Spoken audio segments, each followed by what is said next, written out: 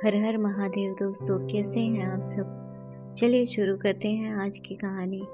संगीता के पति मोहित ने उसे डिलीवरी के लिए मायके भेज दिया था, क्योंकि उसकी मां नलिनी ने उसकी मदद करने के लिए साफ मना कर दिया था।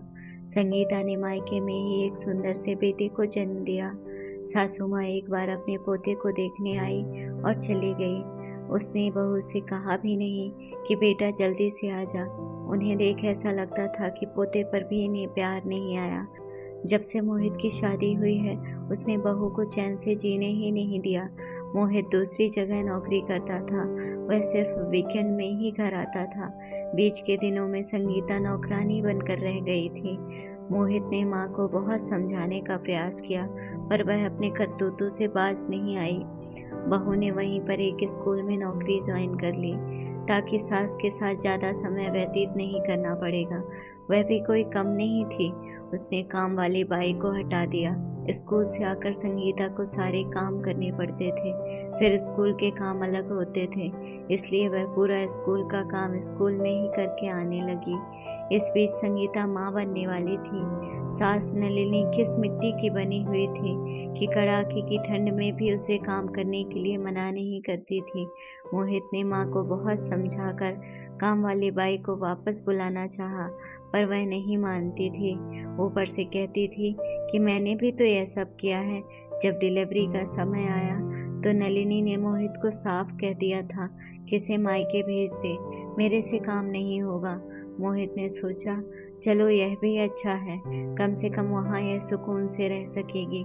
इसलिए संगीता ने कहा, नौकरी से इस्तीफा दे दो और मायके चलो, मैं तुम्हें छोड़ आता हूँ। उस समय मायके जाने के बाद संगीता फिर वापस ससुराल नहीं आई थी।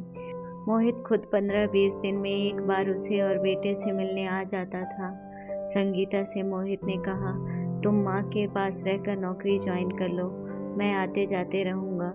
अब बच्चा तीसरी कक्षा में पढ़ रहा है।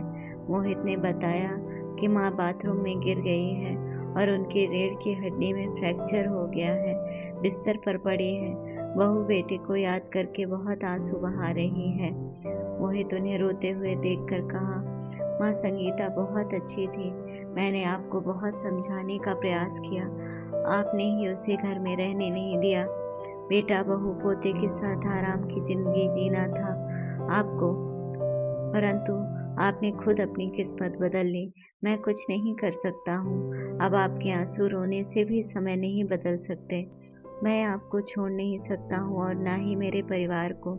मुझे तो अपने बेटे और पत्नी के पास जाना ही पड़ेगा, इसलिए आपके लिए नर्स रख देता हूँ।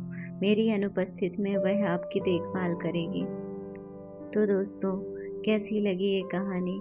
और हाँ, अच्छी लगी हो तो अपने दोस्तों के साथ भी शेयर कीजिए और कमेंट में ज़रूर बताइए कि कैसी लगी ये कहानी। और हाँ, अच्छी अच्छी कहानियों के लिए चैनल को सब्सक्राइब करना ना भूलें। धन्यवाद दोस्तों। जल्द ही मिलते हैं अगली कहानी में।